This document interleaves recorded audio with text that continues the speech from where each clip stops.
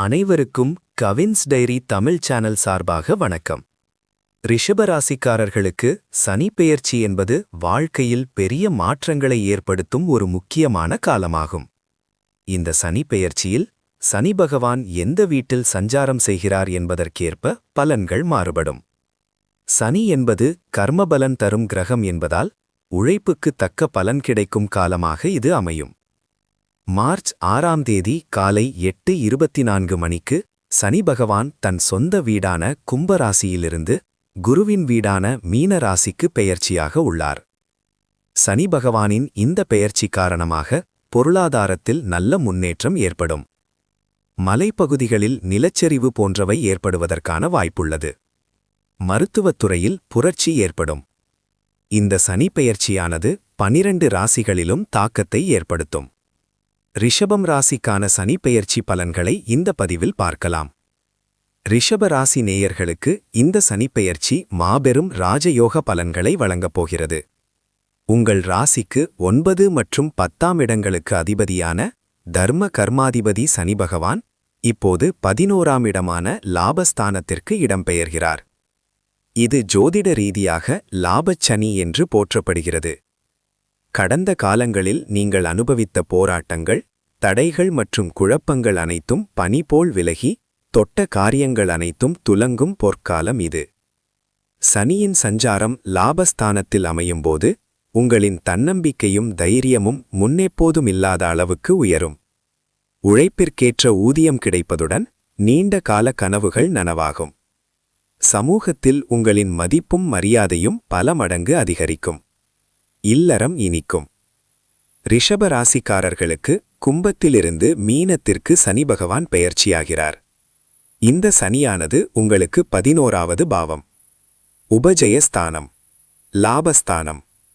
லாபத்தில் சனி இருப்பதால் நல்ல லாபங்கள் கிடைக்கும். உங்கள் உழைப்புக்கேற்ற வருமானத்தை கொடுக்கக்கூடிய காலகட்டமாக இருக்கும். சாதிப்பதற்கான காலகட்டமாக இருக்கும். இந்த காலகட்டத்தை நன்றாக பயன்படுத்தினால் பெரிய முன்னேற்றத்தை ஏற்படுத்தும்.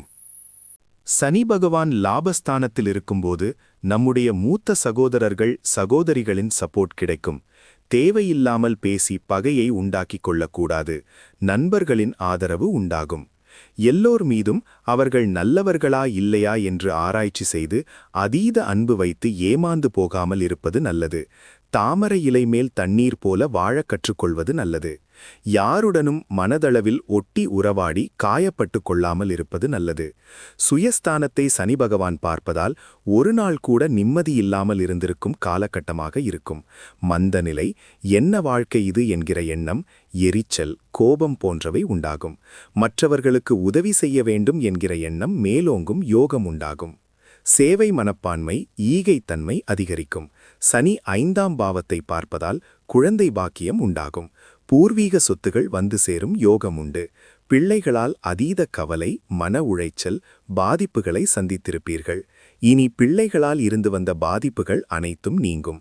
சொத்து வழக்குகள் ஏதாவது இருந்தால் வழக்குகளில் சாதகம் ஏற்படும். குடும்பம் மற்றும் பொருளாதார நிலையில் நல்ல மாற்றங்கள் இருக்கும். பிரிந்திருந்த குடும்பங்கள் ஒன்று சேரும்.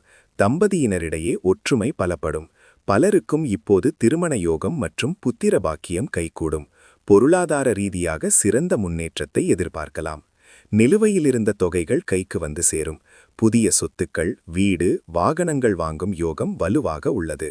மூத்த சகோதர சகோதரிகள், நண்பர்களின் முழுமையான ஆதரவு உங்களுக்கு பலம் சேர்க்கும். பொருளாதார ரீதியான சிக்கல்கள் அனைத்தும் தீர்ந்து நிம்மதியான சூழல் நிலவும். சொந்த பந்தங்கள் ஆதரவாக இருப்பார்கள். தொழில் மற்றும் உத்தியோகத்தை பொறுத்தவரை புதிய வேலை தேடுபவர்களுக்கு உயர்ந்த சம்பளத்துடன் கூடிய வேலை அமையும். ஏற்கனவே வேலையில் இருப்பவர்களுக்கு பதவி உயர்வும் விரும்பிய இடமாற்றமும் கிடைக்கும். தொழிலதிபர்களுக்கு புதிய ஒப்பந்தங்கள் தேடி வரும். தொழிலை விரிவாக்கம் செய்வதற்கான நிதி உதவிகள் எளிதாக கிடைக்கும். மேலதிகாரிகள் உங்களின் உழைப்பை அங்கீகரிப்பார்கள். கூட்டுத் தொழிலில் நல்ல லாபம் கிடைக்கும். வெளிநாடு தொடர்பான வியாபாரம் செய்பவர்களுக்கு இது மிகவும் சாதகமான காலம் என்பதால் துணிச்சலாக புதிய முதலீடுகளை மேற்கொள்ளலாம். கல்வி மற்றும் கலைத்துறையில் மாணவர்களுக்கு மிக சிறந்த சாதனை புரியும் வாய்ப்பு வரும். போட்டித் தேர்வுகளில் பங்கேற்பவர்கள் மாநில அளவிலான வெற்றிகளை பெறுவார்கள். உயர்கல்விக்காக நீங்கள் எடுத்த முயற்சிகள் அனைத்தும் வெற்றியடையும். கலைத்துறையில் உள்ளவர்களுக்கு புகழும் கௌரவமும் கூடும். புதிய படங்களில் ஒப்பந்தமாவது அல்லது கலை நிகழ்ச்சிகள் மூலம் பெரும் வருமானம் ஈட்டுவது போன்ற யோகம் உண்டு.